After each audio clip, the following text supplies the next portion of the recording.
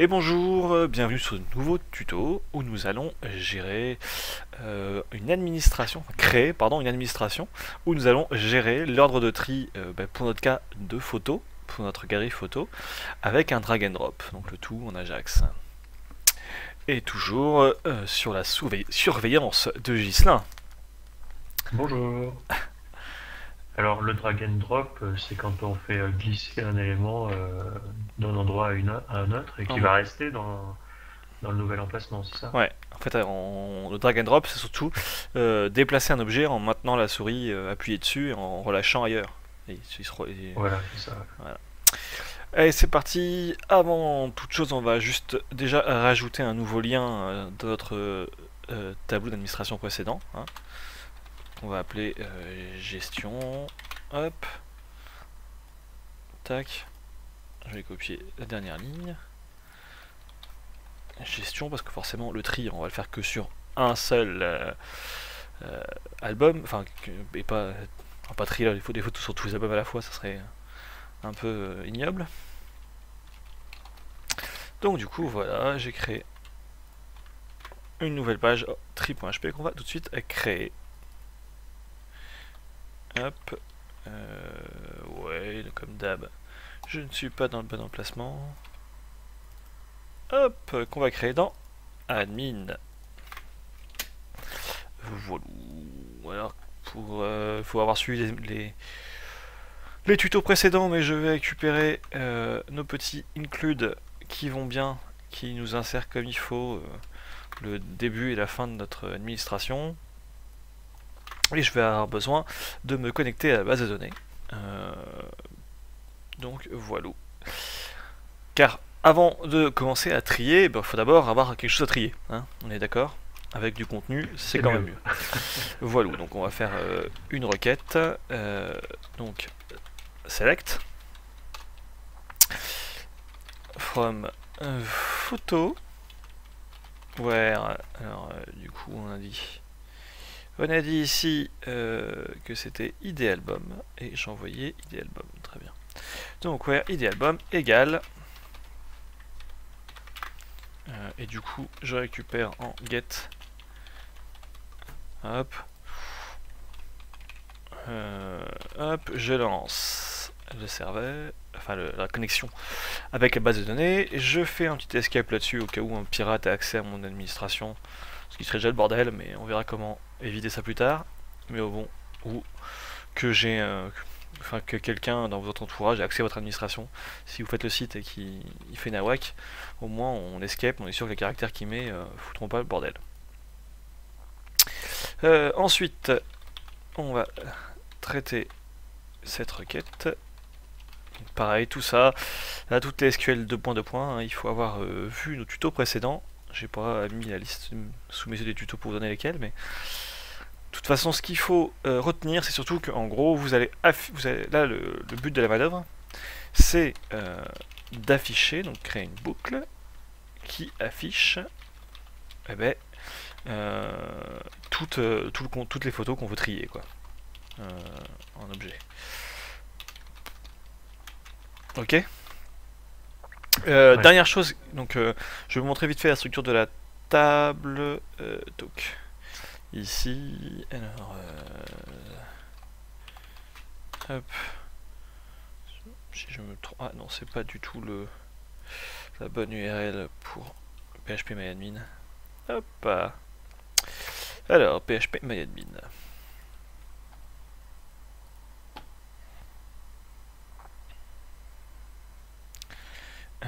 Donc l'important, quand on veut faire un système par tri, c'est d'avoir une table avec un numéro unique. Jusque là, c'est un peu indispensable dans une table. Hein, et un champ ordre. Ok, qui a une valeur totalement fausse qu'on a dû à un tuto précédent. Tiens, c'est marrant, j'ai changé l'ordre des. Je sais pas qu'on peut faire ça avec PHP-MyAdmin, j'ai découvert une fonctionnalité, je peux inverser des codes de mon tableau. Bon, bref. Et donc, ici, on va rajouter de trier dans l'ordre. Histoire que s'il y a déjà eu un ordre de fait, ben, on l'affiche dans le bon ordre. Sinon, on aurait quoi devenir fou. Dans ce qu'on a besoin, nous, dans notre cas spécifique, on va afficher l'image. Donc du coup, oh là, je vais y arriver. On va afficher l'image, donc du coup, on va avoir besoin de fichiers. C'est vrai, c'est sympa leur petite fonctionnalité, mais ça empêche vachement de faire des sélections, c'est très agréable. Donc, et l'idée photo, on aura besoin que de ça. Donc, vu que j'ai pas le droit de faire des sélections et de faire des copier-coller de flemmard, je vais devoir le taper à la main.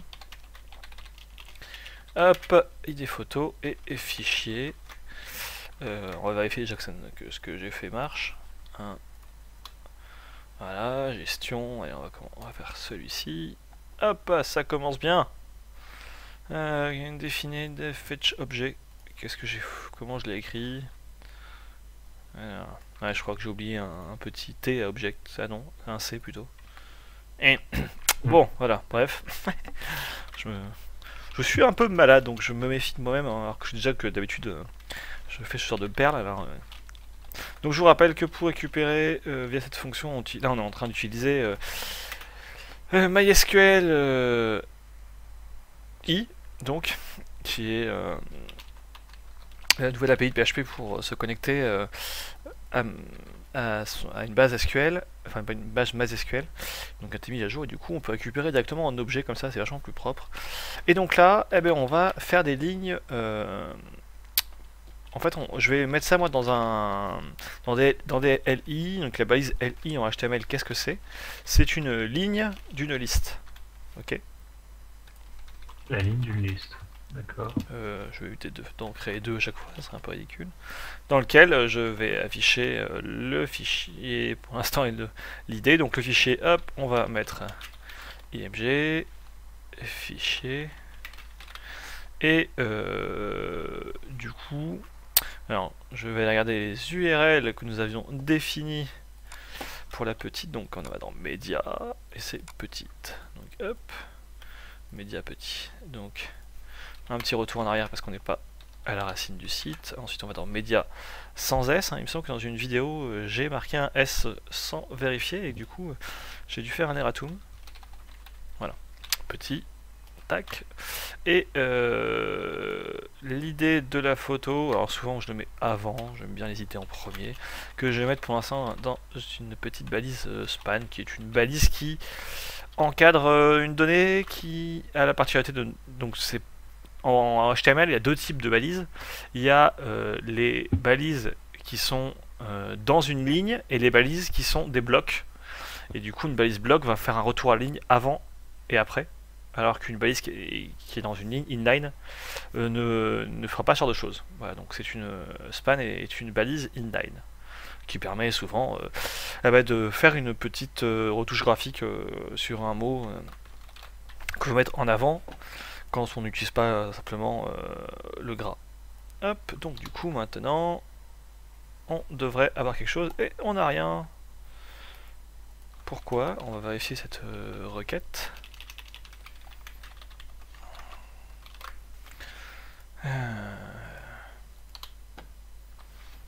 Donc oui, donc normalement elle est censée nous renvoyer du contenu. On vérifie ça. Quand on a un problème comme ça, il suffit de vérifier si la requête directement brute récupère des choses. Donc là, c'est le cas. Donc le problème vient pas de la requête, mais vient d'ici. Requête SQL query des objets. Alors là, où est-ce que j'ai fait une erreur? Tiens. Bon, je vais copier-coller ça au cas où ça vienne de là, mais c'est assez bizarre. Bon, je vais insérer déjà avant et après le début de, enfin, une balise qui veut dire qu'il va y avoir une liste. Hein, hop, UL. Voilà. Et donc, pardon, ça c'est pas du tout. Alors. Ah, donc là on a les points, c'est juste que mon. Donc il y a bien quelque chose. Ouais. Donc on va regarder avec le petit Fireboy ce qu'il y a comme contenu. Tac, donc il y a bien des listes et des spans, mais ils sont totalement vides et il y a bien une image, mais ah oui, mais alors attendez. Elle n'est pas trouvée. Oui, parce que tout simplement, voilà, je n'ai pas vraiment d'image dans petit parce que j'avais pas utilisé. Donc on va rapidement aller faire une nouvelle liste. Essai, go. Hop, je vais rapidement renvoyer des photos. Je vais essayer de trouver des photos rapidement.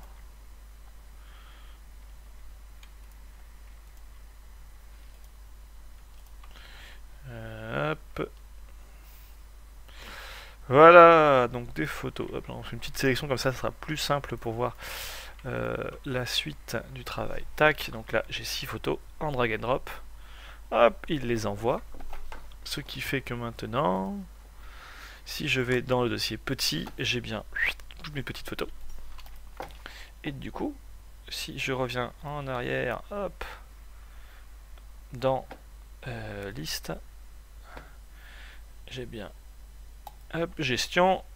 Ah, déjà, C'est mieux. c'est mieux. Et après, il y a ID photo, que j'ai mis un S à ID photo, alors qu'il n'y a pas de S. Voilà. Donc ça, c'était la préparation. Le but était donc déjà de faire ceci. Ensuite, nous avons dans notre code déjà automatiquement via notre petite balise inséré jQuery UI. Et c'est important parce que la suite va se faire avec jQuery UI. Donc voilà, je vous invite à le lancer si vous faites le tuto séparément de notre tuto. Donc il suffit de télécharger sur le site de jQuery. Hop, que je peux vous montrer vite fait. Tac, voilà. Il suffit de télécharger cette appli qui marche avec jQuery. Il faut jQuery pour jQuery UI, hein, c'est les deux. C'est les deux. Hein. On peut avoir que jQuery, mais on ne peut pas avoir le UI, donc User Interface, séparément. jQuery UI, c'est un peu une extension de jQuery. C'est ça. En fait. C'est une grosse extension. C'est un ensemble d'extensions, on va dire. Ouais. Exactement, parce qu'il y a des extensions. Voilà. Et nous, on va utiliser Sartable, hein, qui en fait rend voilà, exactement ce qu'on veut faire. Et donc là, on va voir que... Voilà. Plutôt que de télécharger l'ensemble de jQuery UI, on pourrait ne télécharger que jQuery UI pour l'interaction sortable. C'est ça. Si vous pensez n'avoir besoin que de sortable, vous pouvez, dans jQuery, dans le téléchargement, tout décocher et dire que je veux uniquement sortable. Donc il va vous recocher des choses dont tu as besoin sortable. Et voilà, vous pouvez télécharger une version qui a que ça. Bon. Nous, on a l'ensemble de jQuery UI parce que on a besoin, on a vraiment besoin vers tout ce qu'on va faire d'un peu toutes les options. Peut-être qu'à la fin, on notera tout ce qu'on a utilisé et on fera une version pile poil de ce qu'il nous faut, mais voilà. Alors, deux choses. Donc, pour commencer, donner un ID à notre liste. Hein. Donc, hop, liste photo. Voilà. Et on va passer en HTML. On va quitter on sort de PHP pour voir directement du HTML. Et donc, on va mettre une balise script. Type texte JavaScript. Hop, dans lequel on va lui dire... donc, liste photo. Alors, hop, sortable. Hop. Et donc, que se passe-t-il? Eh bien, directement, je peux... Ah oui, c'est quand même assez puissant. Voilà. Alors, c'est pas mal. C'est pas mal, mais il y a encore des choses à... Alors, ça n'enregistre pas, hein. Si je fais F5, on retrouve l'ordre initial. Il faudra voir comment on enregistre. Et puis on va aussi, si on a le temps, vite fait, rapidement, voir des petites choses pour graphiquement rendre le système un peu plus agréable à l'utilisation. Alors, déjà, on va voir comment on enregistre. Pour voir comment on enregistre, on va utiliser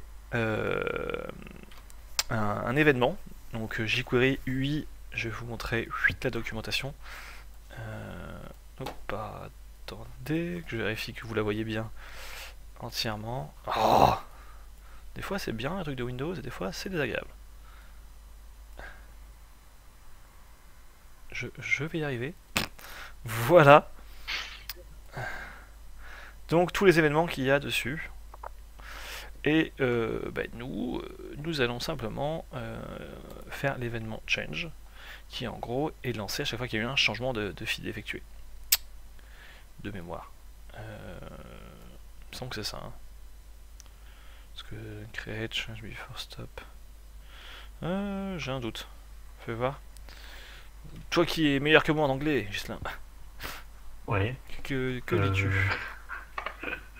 Cet événement est trigger ne s'agit pas.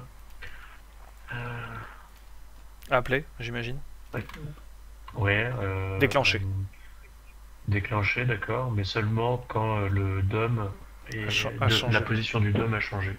Ouais, donc du coup je crois que c'est pas celui-là. Celui-là doit être exécuté tout le temps. Donc j'allais dire une bêtise. Donc en fait on va plutôt utiliser... On va voir le stop. Je crois que c'est celui-là. On va vérifier. Pour vérifier si c'est bien le bon événement. Alors donc en gros voilà comment ça marche. Déjà, hop. Donc on va le remettre ici. On met une option, stop, pardon, hop, fonction. Alors il y avait deux événements qui étaient récupérables. Enfin deux variables pardon qui étaient récupérables. Une variable event et une variable UI. Nous on va pas trop en avoir besoin, mais je vais quand même les noter. Par réflexe event je mets juste E. Voilà. Donc on va juste vérifier via la console d'erreur. Voilà, on va mettre un mot au pif. On va ici afficher la console d'erreur et pour qu'on puisse la voir comme il faut, hop, je vais l'intégrer, mais pas en bas parce que vous ne la voyez pas. Où est-ce que c'est déjà? Petit flottement. Gislain, Bable.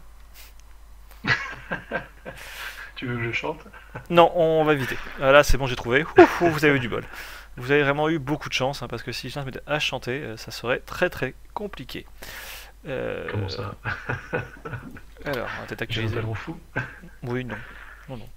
Donc en effet, on voit ici. Il y a un petit bug d'ailleurs, c'est pas normal que ceci reste pendant le... Bon, bref. On voit bien que en effet c'est déclenché une fois que j'ai arrêté et que je relâche. Tac. Voilà. Hein. Donc c'est exactement ce qu'on voulait. Ouais. C'est une chose. Maintenant, comment connaître... comment enregistrer l'ordre une fois que maintenant on sait que l'utilisateur a, vous-même, a fait un changement. Alors, on va faire un enregistrement à la volée, à chaque fois qu'un changement est fini. Pour ça, il suffit de parcourir la liste à puces, enfin la liste, pour connaître dans quel ordre elle est. Alors on ne peut pas faire cette création d'objets jQuery à l'extérieur, parce que justement tout l'intérêt est de récupérer la dernière version de l'ordre qui vient d'être établi. Ouais. Du coup, grâce à ça, je vais faire un petit tableau. Avant. Donc, hop. Avec un A majuscule, c'est un vrai tableau. Sans A, ça n'en est pas un. Voilà. Et on va rajouter, via la fonction push, qui ajoute un nouvel élément au tableau, la valeur qui est contenue dans le span. Alors on va l'appeler pas, on va mettre une petite classe. Ça sera vachement plus classe. Ce n'était pas du tout un jeu de mots. Il était malencontreux. Voilà, on va récupérer ce qu'il y a dans span et du coup, on va vérifier. Hop. Donc retour ici. J'inverse. Et donc là, on a bien 10, 11, 9. Tac. Oui, c'est pas très... Je comprends pas pourquoi j'ai ce... Ah. Je suis pas censé avoir ça normalement. Je comprends pas trop. Ah, voilà. 10, 11, 9, 12, 13, 14. Hein. J'ai inversé que celui-là. Si je mets le 14 en premier. nous avons bien déjà un tableau qui est juste. Je bois un petit coup. Et maintenant, on va envoyer cette donnée à une page. Donc le fameux Ajax. Hein. D'accord. Qui a besoin de différentes choses. D'abord, lui dire si c'est un type get ou post. C'est comme pour le formulaire, si je vous reviens sur le cours qu'on a fait sur les formulaires en HTML, c'est la même chose, get et post. Voilà, pareil. Ensuite, l'URL de la page qui va être checkée. Et donc, ici, j'ai fermé le document où j'ai mes fichiers. Je vais faire comme ça. Hop, ici nous avons un enregistrement de l'ordre qu'on a commencé à faire. Je vous le rappelle, donc je vais l'ouvrir. Et donc c'est bien lui qui va être appelé. Hop. Les choses sont bien faites hein, quand même. Ensuite, qu'est-ce qu'on a besoin d'autre? On peut la fonction success pour récupérer, en fait c'est ce qui va renvoyer ce que la page a renvoyé. Bon, là c'est pas très utile, mais on va le mettre quand même. Et surtout, ce qui est important, c'est ça sert à quoi en fait? Ça sert à savoir qu'est-ce que la page qu'on a lancée a répondu. Ouais. Ce qui permet du coup d'actualiser par exemple un contenu en Ajax, ça marche comme ça. On va récupérer ici par exemple du HTML et on va pouvoir directement l'insérer via la fonction HTML. Hop. Et du coup on va insérer directement un contenu. Bon, je ne m'étends pas là-dessus, on verra plus tard. Et data, hein, ça c'est important, c'est donc les fameuses infos que vous envoyez via la méthode post. Et donc chez nous, c'est donc cette fameuse table, qu'on va aussi appeler table. Hein, hop. Ok. Voilà. D'accord. Donc ça, j'enregistre. Je vais ici, pour l'instant, commenter cette partie et lui demander avec printr, donc il va me montrer tout ce qu'il y a dans cette variable. Et quand c'est un tableau ou un objet, il est capable de le décortiquer et de l'ouvrir.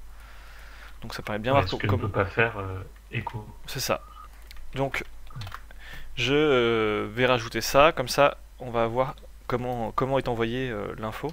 Donc j'actualise cette fois-ci parce que on est obligé, tac. Donc là on voit que dans ma console, hop, il me dit qu'il y a une page qui a été checkée en post via une ligne jQuery. Et donc on peut déplier, voir. Donc on a plein de choses qui sont intéressantes. On a surtout post, savoir ce que nous on a envoyé. Voilà. Et comment on l'a reçu. Donc la réponse en HTML ou en texte.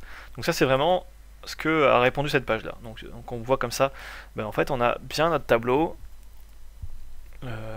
avec 10, 11, 9, 12 et un petit numéro avant qui est l'index du tableau. Et qui ma foi va être très pratique. Hop, on revient ici.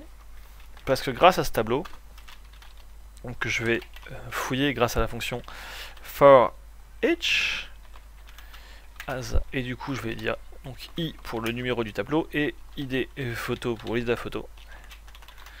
Je vais me connecter à MySQL avant et après, et au milieu je vais faire l'update de ma photo. Et donc alors là j'avais mis donc ici id photo et ici i. Donc du coup j'enregistre pour l'id photo numéro temps la valeur du tableau. Ce qui fait que si je reviens ici, 0, la valeur 10 va avoir 0, la valeur 11 va avoir 1, et du coup si l'ordre de tri va rester. Donc par exemple je vais mettre le 13 en deuxième, donc cette fois-ci le HTML est vide parce que j'ai rien renvoyé, et du coup si je fais F5, l'ordre de tri est resté le même. Donc là on peut voir que on a déjà atteint notre but, c'est-à-dire faire une administration qui trie qui va me pas trier facilement nos photos. Pour aller plus loin, on pourrait, pour faire ça un peu plus joli, rajouter, non pas script, mais un style, et lui dire id photo displayed none. Et tout de suite, l'avantage, c'est qu'on a la même fonctionnalité, sauf qu'on voit plus le chiffre. Mais ça marche tout le temps pareil, parce que c'est vrai qu'on ne voit pas qu'il n'existe pas, et que du coup jQuery ne peut pas le lire. Tu vois la mécanique? Oui, d'ailleurs, si on regarde avec Firebug, tout à fait. On voit qu'il est encore là, même si on display none. Ouais. Qu'il n'apparaît pas. Tac. Là on voit bien. Hop, il est ici. Mais il est juste invisible à nos yeux et c'est tout. Alors, qu'est-ce que j'avais réfléchi d'autre? Je regarde vite fait dans... Ouais, après j'avais presque envie de faire autre chose, mais en fait je suis en train de me rendre compte que sur la façon dont marche ce site, ça va pas être très joli. Donc non, je crois qu'en fait on va s'arrêter là. Et que ça va suffire. En fait, après, dans le même principe que display none, enfin que le style que tu viens de mettre, ouais. On peut également styliser l'ensemble de ces vignettes en enlevant la puce et puis en mettant un fond, etc. Donc... Alors en fait, enlever la puce, hein, ça serait très simple. LI. Hop. Liste style known. Voilà. Je vais peut-être pas le mettre sur toutes les listes, mais juste sur celle qui a comme parent liste photo. Donc ça c'est pas une chose. Après, je me disais, on aurait presque pu. Faut savoir ça marche. Je vais pas le faire. Je vais juste le montrer comme ça vite fait. Si je peux rajouter un float left. Donc je l'ai pas mis le bon truc. Sur l'idée photo, ça sert strictement à rien. Voilà, c'était là. Propriété. Alors, là, ça marche. Tac. On peut gérer l'ordre de tri comme ça. Bon, le problème, c'est que chez nous, les photos sont pas tout le temps de la même taille, vu que les miniatures sont limitées simplement en largeur, mais pas en hauteur. Donc on peut voir que ça peut ne pas être très beau à l'affichage. Il suffit que la grande soit un petit peu en premier, voilà. Puis là, on sait plus qu'est-ce qu'il y a avant quoi. Donc c'est pas très pratique. Ouais.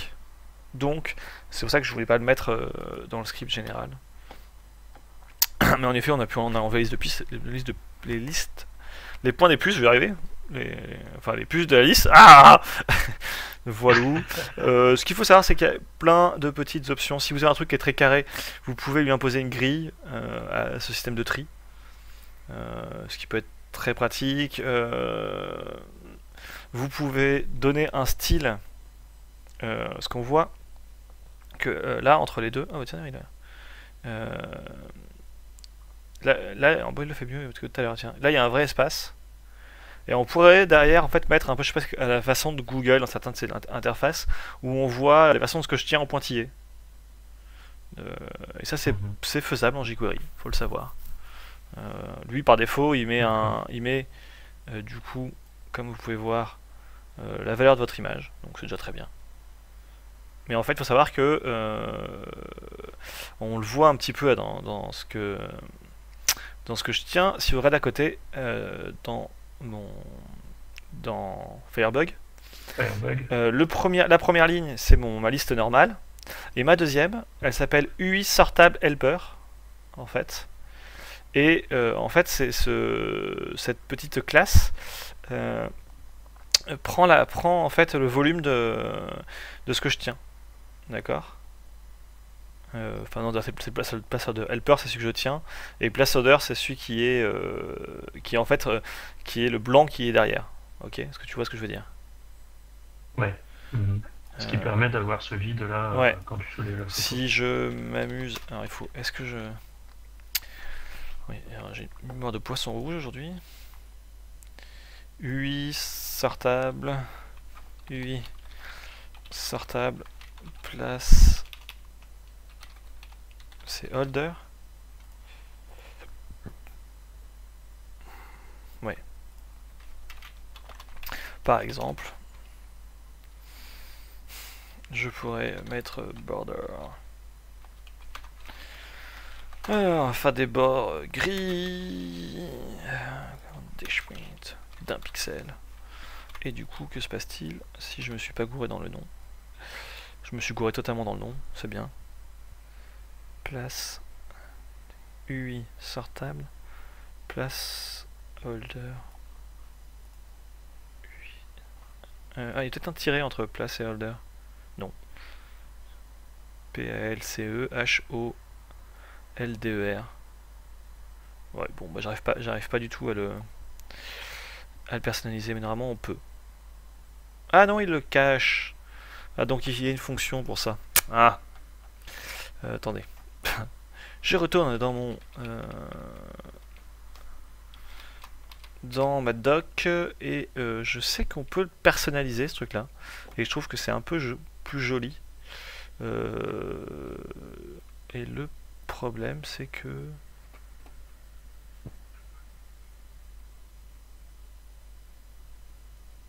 et ben je sais pas, placeholder, voilà. En fait par exemple, hop, ici je rajoute dans avant mon stop. Donc c'est placeholder en fait et tu peux définir toi-même ta classe. Donc là je vais le faire. Hop, et du coup, voilà. Sauf que ces bandes de petits cons, ils remettent pas la bonne taille quand tu le mets à la main. Et alors, force. Oui. Je crois qu'il faut que j'active cette option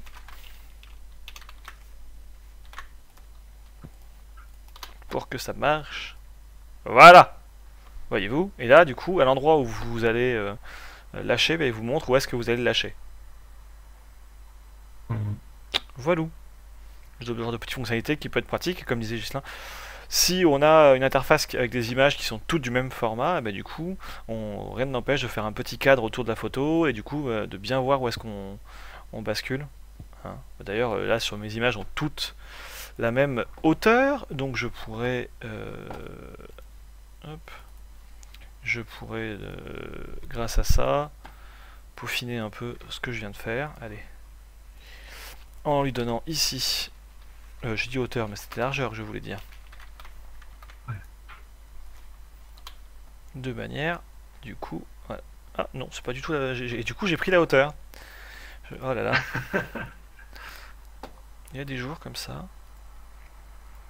Donc c'est 219 pixels.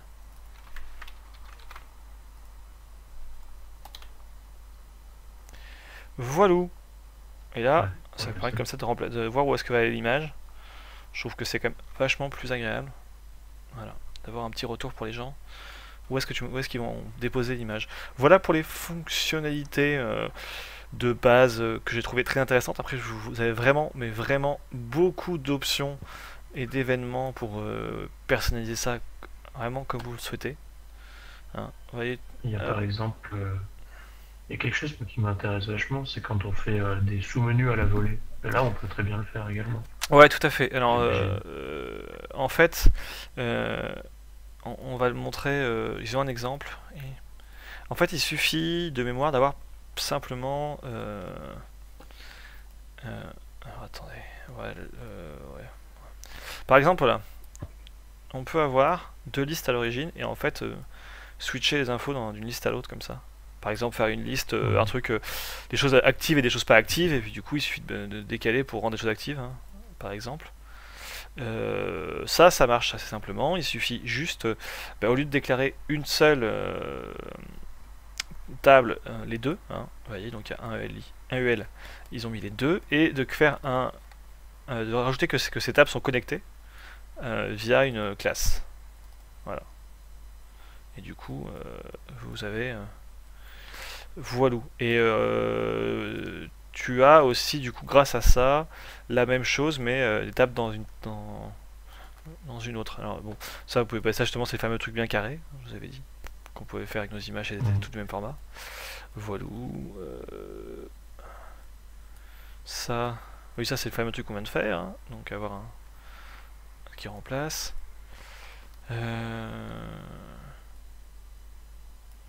Là, qu'est-ce que... C'est toujours pareil avec une liste vide, mais c'est juste galère une liste vide. Et du coup, je sais qu'on fait qu'on peut faire ce que je l'ai déjà fait pour un client. Ce que tu voulais faire, c'est-à-dire une liste dans une liste dans une liste. C'est assez simple. Je l'ai déjà fait pour un client. Il suffit juste de faire ce système de, de tables connectées, hein. Juste que il faut que tu connectes ça avec les tables qui sont dans les tables. Et du coup, c'est assez pratique.